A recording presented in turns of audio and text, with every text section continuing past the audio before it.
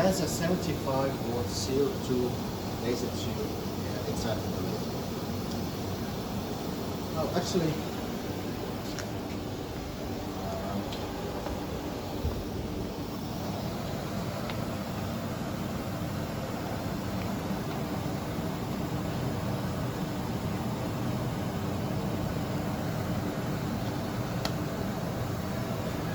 doesn't look too impressive from the outside, but it looks somewhat like this on the back of the laser.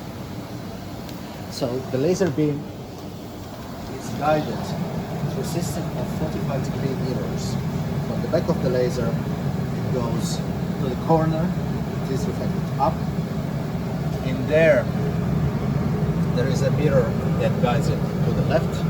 Then on this gantry, there is a 45 degrees mirror that guides it to here, and finally there is a lens over here that focuses on the material.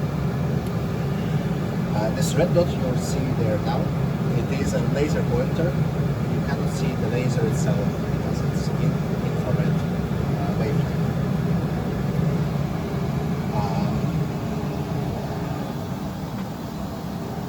No, actually, why not?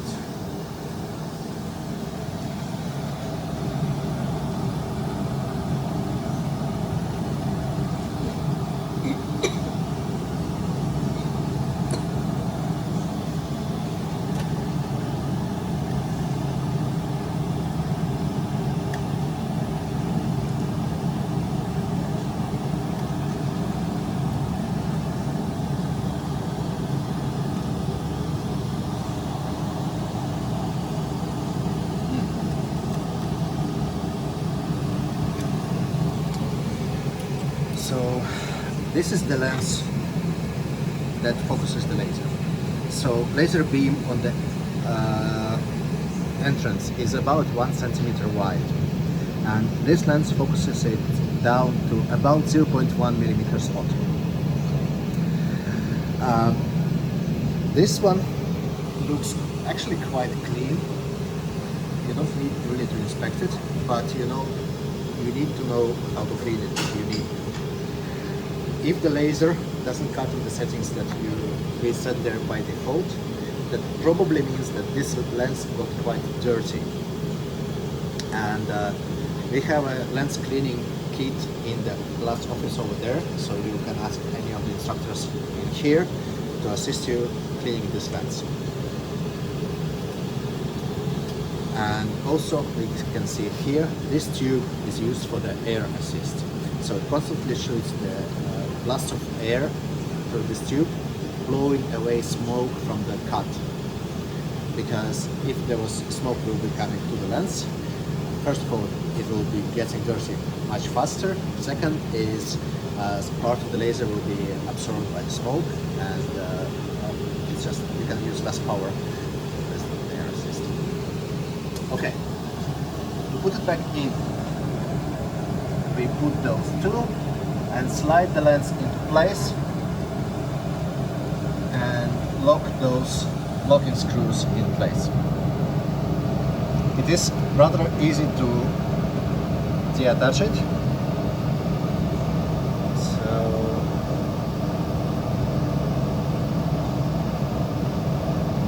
again, you don't necessarily need to do this, but you need to know how. Then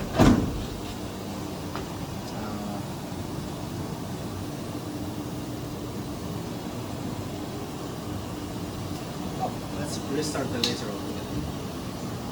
To start the laser, there are three things. Actually, I will turn them off.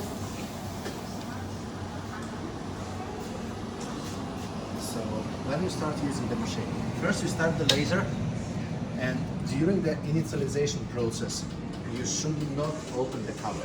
Like, it's quite lucrative to start the laser, open the lid and start putting the material in, but you need to wait for all the initialization program to finish. If the lid will be open, it will be interrupted. Then you need to turn on the air assist. It is compressed air fitting to the laser.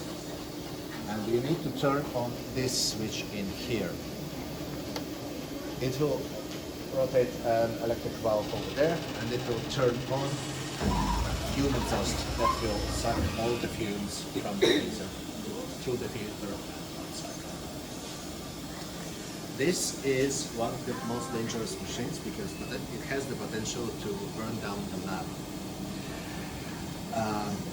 So the ground rule is that if you start the job on the laser, you don't leave this area. You stay in here and your eyes are locked on the laser. I know that sometimes your laser job will take 30 minutes, 1 hour.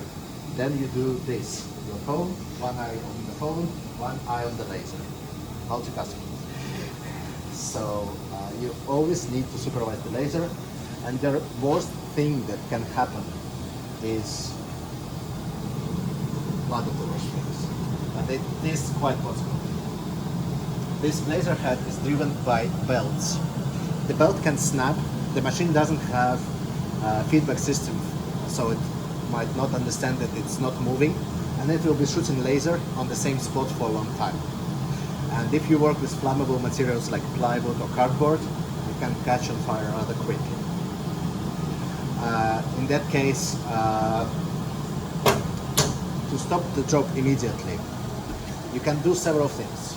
If it's some minor issue, you can press stop in here and it will make pause. And you can resume the job after stopping. But the problem is that it will stop after finishing the current cut. Like it has its own logic. It takes one vector line and it will finish cutting this line. To stop it immediately, you can open a little bit the lid of the laser. It has a lid sensor, so this one will terminate execution of the file immediately. Because by EU regulations, it is prohibited to use open lasers. Otherwise, we all would need to wear safety goggles in here. It is an infrared laser, so this glass blocks all the infrared radiation, so it is safe to look directly on the laser. Nothing will happen.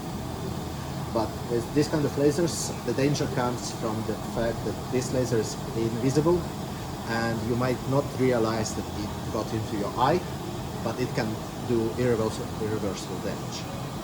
Again, with this machine, it's almost impossible to happen, but with some other machines that you might find along the way, it might be the case. So laser requires quite a lot of safety precaution. If something catches fire, you open the lid, then you evaluate the situation. If it's a little bit of burning, open the lid, take the material out, stomp on it, it might be just enough. The fire is too big. One fire blanket, do you know how to use one? No. You take the fire blanket from the sleeve. Okay. It is a Kevlar blanket and you unwrap it and throw it on top of the burning thing. Oh, okay. It stops the fire. flow of oxygen and Okay. it stops the fire.